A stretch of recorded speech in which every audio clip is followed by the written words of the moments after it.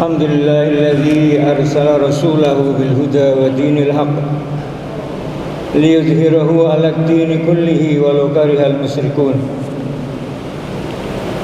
Asyhadu an la ilaha illallah wahdahu la syarika lah wa asyhadu anna Muhammadan abduhu wa rasuluh. Allahumma shalli wa sallim wa barik ala sayyidina Muhammadin wa ala alihi wa ashabihi wa man tabi'ahu bi ihsanin ila yaumiddin. Ayyuhal muslimun rahimakumullah, ittaqullah haqqa tuqatih wa la tamutunna illa wa antum muslimun. Qala Allah Ta'ala fil Qur'anil Azim, a'udzu billahi minasy syaithanir rajim. Ya ayyuhalladzina amanu taqullaha haqqa tuqatih wa la tamutunna illa wa antum muslimun. Wa qala aidan innal ladzina amanu wa amilus solihati kanat lahum jannatul firdausi nuzula. Shadaqallahul azim. Hadirin sidang Jumat yang dimuliakan Allah Subhanahu wa taala. Marilah senantiasa kita meningkatkan takwa kita kepada Allah Subhanahu wa taala. Melaksanakan semaksimal mungkin perintah-perintah Allah dan sekaligus meninggalkan sekuat tenaga apa yang menjadi larangan Allah Subhanahu wa taala. Insya Allah kita termasuk orang-orang yang muttaqin, yang insya Allah dijanjikan oleh Allah kelak surga, yakni jannatun naim. Amin Allahumma amin. Hadirin yang berbahagia, layaknya orang tua memanjakan anaknya, maka Allah pun kerap memanjakan hambanya. Ini yang sering disebut dengan istilah istidraj. Profesor Hasbi As-Siddiqi di dalam tafsir An-Nur mengatakan bahwa istidraj adalah pemanjaan agar lebih terjerumus kepada kehinaan. Mereka mengira melalui berbagai kenikmatan Allah Subhanahu wa taala, Allah sedang memberikan kemuliaan kepadanya. Padahal Allah sedang menghinakan perlahan-lahan dan bahkan membinasakan. Mereka selalu berbuat maksiat dan tidak beribadah.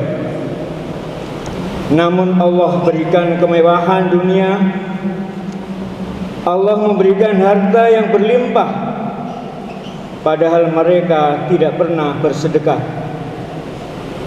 Allah karuniakan rezeki berlipat-lipat, padahal jarang sholat.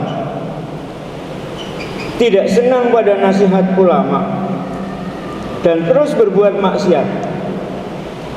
Hidupnya dikagumi oleh masyarakat, dihormati, dielu-elu, padahal akhlaknya tidak terpuji, diikuti oleh orang lain, diteladani dan diidolakan, padahal bangga mengumbar aurat dalam berpakaian. Sangat jarang diuji dengan penyakit, padahal dosa-dosa menggunung. Tidak pernah diberi musibah, padahal gaya hidupnya jumawa, sombong, dan angkuh. Meremehkan sesama, angkuh, bodoh, dan bedebah. Allah memberikan anak-anak sehat dan cerdas, padahal Ia memberi makan dari makanan-makanannya haram yang dilarang oleh Allah Subhanahu wa taala. Hidup bahagia penuh canda tawa, padahal banyak orang karenanya terzalimi karirnya terus menanjak padahal banyak hak orang lain yang diinjak-injak. Semakin tua semakin makmur, padahal berkubang dosa sepanjang umur. Allah berfirman di dalam Al-Quran, A'udzubillahi minasyaitonirrajim. Walladzina kazzabu biayatina sanastadrijuhum min haitsu la ya'lamun wa umli lahum inna kaidi matin. Artinya, dan orang-orang yang mendustakan ayat-ayat kami akan kami biarkan mereka berangsur-angsur ke arah kebinasaan dengan cara yang tidak mereka ketahui, dan aku akan memberikan tenggang waktu kepada mereka. Sungguh rencanaku sangat teguh. Surat Al-A'raf ayat 182-183.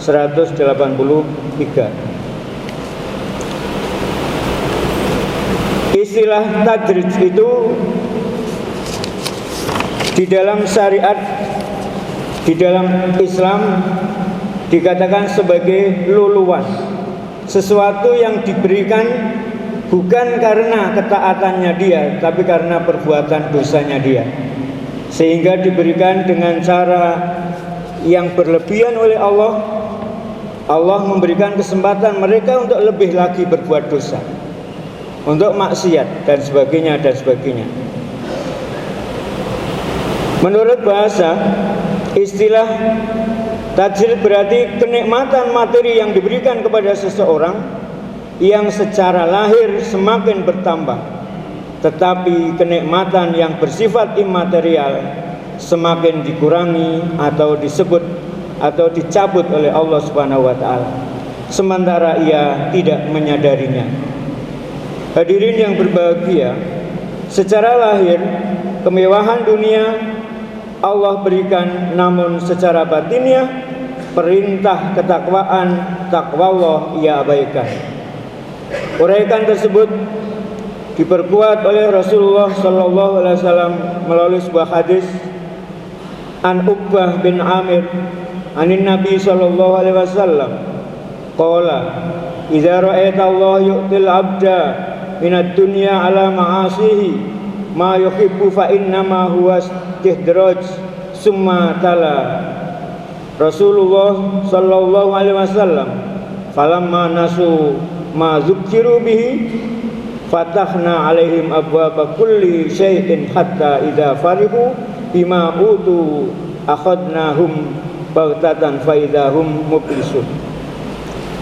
Dari Uqbah Ibnu Amir, Nabi sallallahu alaihi wasallam beliau bersabda, jika kamu melihat Allah memberikan kemewahan dunia kepada hambanya yang suka melanggar perintahnya, maka itulah yang disebut dengan istidraj. Kemudian beliau membaca firman Allah surat Al-An'am ayat 44.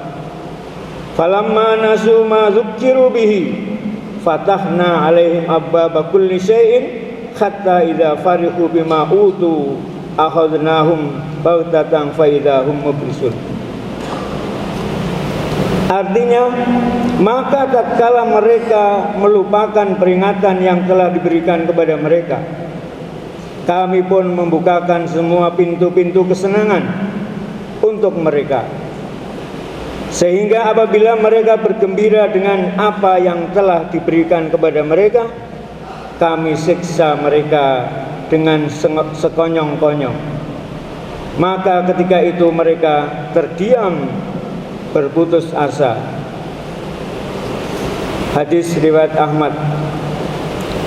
Kemudian Buya Hamka di dalam tafsir Ahmad jilid 3 menjelaskan bahwa istidraj menurut Al-Quran ayat surat Al-An'am ayat 44 tersebut bermakna dikeluarkan dari garis lurus kebenaran tanpa disadari. Allah Subhanahu wa taala memperlakukan apa yang Dia kehendaki. Dibukakan segala pintu kesenangan hingga orang tersebut lupa diri. Bila dianalogikan, ibaratnya tidak ingat bahwa sesudah panas pasti ada hujan, sesudah terang pasti ada hujan, dan juga laut yang tenang pasti akan datang gelombang. Mereka dibiarkan berbuat maksiat dengan hawa nafsunya hingga tersesat jauh, lalu siksaan Allah datang sekonyong-konyong. Allah melakukan pembiaran atas maksiat yang mereka lakukan, memberikan kesenangan terus-menerus yang melalaikan, hingga pada saatnya Allah akan mencabut semuanya kesenangan sampai mereka termangu dalam penyesalan yang terlambat. Hal ini juga terjadi pada zaman dahulu. Istidraj menimpa pada dirinya Fir'aun dan Qarun. Fir'aun diberikan kekuasaan tetapi tetap jumawa, sombong, congkak. Akhirnya Allah menenggelamkan dia karena kepongahannya. Ia menjadi manusia yang sombong dan menentang, bahkan mengaku sebagai Tuhan. Akhirnya ia mati ditenggelamkan di dalam laut bersama pasukannya ketika mengejar Nabi Musa alaihissalam dan Bani Israel. Hadirin yang berbahagia, Qarun adalah salah satu orang yang hidup pada zaman Nabi Musa alaihissalam. Awalnya ia orang yang miskin, tetapi oleh Nabi Musa diberitahu tentang bagaimana mengolah emas yang baik. Akhirnya dalam waktu yang singkat dia menjadi kaya raya. Emasnya luar biasa dan terkenal hartanya, sehingga karena semakin hari dia semakin jauh dengan Tuhannya, maka Allah menenggelamkan dia dalam gempa bumi. Sehingga kalau ada orang sekarang menemukan sesuatu di dalam tanah, maka diistilahkan harta karun, yakni harta benda yang ditenggelamkan Allah di dalam bumi.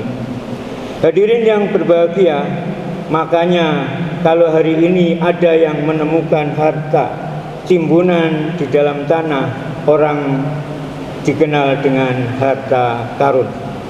Dengan dinisbahkan kepada harta karun yang ditenggelamkan di dalam bumi, sebagaimana firman Allah, wala yahsabannal ladzina kafaru annama numli lahum khairun li anfusihim innama numli lahum liyazdadu isman walahum adzabun muhin. Dan janganlah sekali-kali orang-orang kafir menyangka bahwa pemberian tangguh kami kepada mereka adalah lebih baik bagi mereka. Hadirin yang berbahagia, sesungguhnya kami memberi tangguh kepada mereka hanyalah supaya bertambah dosa mereka. Ma'asyiral muslimin rahimakumullah. Bisa terjadi kepada siapa saja, bagi orang awam maupun ahli ibadah. Orang mukmin akan merasa takut dengan istidraj, yakni kenikmatan semu yang sejatinya murka Allah Subhanahu wa taala. Namun sebaliknya, orang-orang yang tidak beriman akan beranggapan bahwa kesenangan yang mereka peroleh merupakan sesuatu yang layak didapatkan. Biasanya istidraj diberikan kepada orang-orang yang mati hatinya. Mereka adalah orang-orang yang tidak merasa bersedih atas ketaatan yang ditinggalkan dan tidak menyesalkan atas kemaksiatan yang ia lakukan. Secara psikologis, orang yang tertimpa istidraj perilakunya sangat terlena dengan semua yang ia punya, sehingga lupa bahwa semuanya hanya titipan Allah Subhanahu wa taala. Dia lupa bersyukur atas nikmat yang diberikan oleh Allah. Begitu juga ia gemar melakukan kemaksiatan tanpa merasa berdosa dan menganggap nikmat yang Allah Subhanahu wa taala berikan merupakan sebuah kebaikan untuknya. Ketika hal itu terjadi, maka akan berakibat nantinya mendapatkan siksaan dari arah yang tidak disangka-sangka. Maka dari itu perlu meminta pertolongan kepada Allah Subhanahu wa taala dan juga mengasah keimanan agar terus meningkat sehingga menyadari hakikat hikmat dan siksaan. Cara termudah untuk membedakan kesenangan yang datang dari kemurahan Allah dengan istidraj adalah ketakwaannya. Jika orang tersebut taat dalam beribadah, bisa jadi nikmat yang diterima adalah kemurahan Allah. Begitu pula sebaliknya, apabila orang tersebut lalai dalam ibadah, bisa jadi itu merupakan istidraj dari Allah Subhanahu wa taala. Siapa saja saat ini yang sedang diliputi kebahagiaan, sedangkan merasa rezeki yang lancar, kenaikan jabatan ataupun kebahagiaan lainnya, perlu waspada.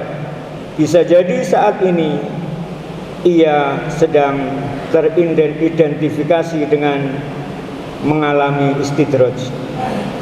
Bagaimana cara mengenalinya? Berikut ini adalah ciri-ciri istidraj. Yang pertama adalah nikmat dunia yang semakin bertambah, namun keimanan kita semakin menurun. Yang kedua, mendapat kemudahan hidup meski terus-menerus bermaksiat. Yang ketiga adalah rezeki selalu bertambah meski terus lalai dalam ibadah. Yang keempat, semakin kaya namun semakin menjadi kikir. Dan tanda yang kelima, jarang sakit namun kerap berlaku sombong. Hal ini selaras dengan apa yang dikatakan oleh Syekh Ibnu Athaillah As-Sakandari di dalam Al-Hikam. Hif min wujudi ihsani ilaika wa dawami isa'atika ma'hu an yakuna dzalika istidrajan satastadrijuhum min haitsu la ya'lamun. Takutlah pada perlakuan baik Allah kepadamu di tengah durhakamu yang terus-menerus terhadapnya, karena itu bisa menjadi sebuah istidraj. Seperti firman-Nya, kami mengistidrajkan mereka dari jalan yang mereka tak ketahui. Ma'asyiral muslimin rahimakumullah. Berdasarkan uraian tersebut di atas, dapat disimpulkan bahwa ketika seseorang mendapatkan kenikmatan, baik nikmat materi maupun non materi, hendaklah ia bersyukur atas nikmat yang diberinya oleh zat yang pemberi nikmat, dan bukannya lupa kepadanya dan segera bersyukur kepadanya, baik secara lisan, perbuatan maupun keyakinan di dalam hati. Realisasi syukur itu bisa berupa semakin rajin beribadah, bersedekah, maupun perilaku-perilaku yang bermanfaat bagi orang lain.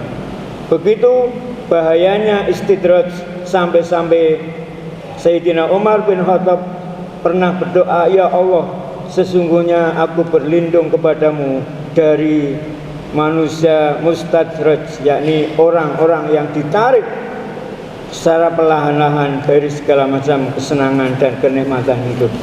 Mudah-mudahan apa yang saya sampaikan bermanfaat bagi kita, dan kita harus selalu bersyukur atas nikmat yang diberikan oleh Allah Subhanahu wa taala. Aqulu qouli hadza fastaghfirullah li wa lakum wa lisairil muslimin wal muslimat innahu wal ghafurur rahim.